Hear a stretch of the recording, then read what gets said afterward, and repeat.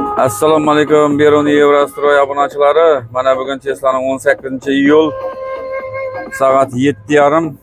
Bugun mana bizlar ikkinchi ishimizga yo'l oldik. Beruniga materialga baratirmiz.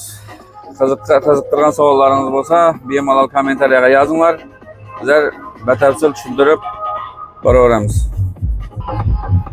Mana bizlarning Qattaqar.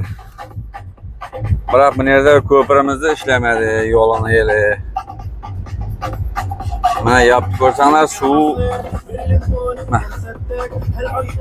suv mo'l. Suvlar ko'z tegmasin, bu yil yomon emas.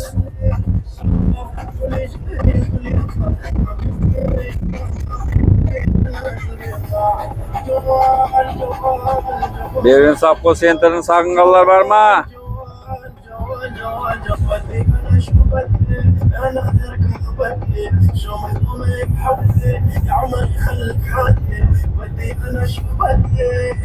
Mana Atakan'ın Center Stroy magazini.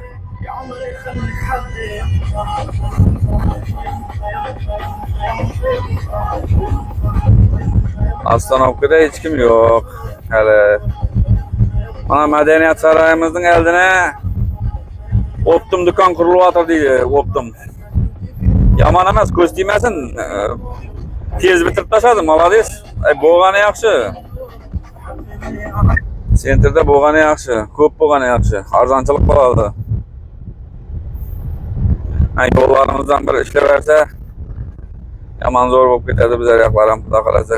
Hammasi ajoyib bo'ladir. Ko'z tegmasin.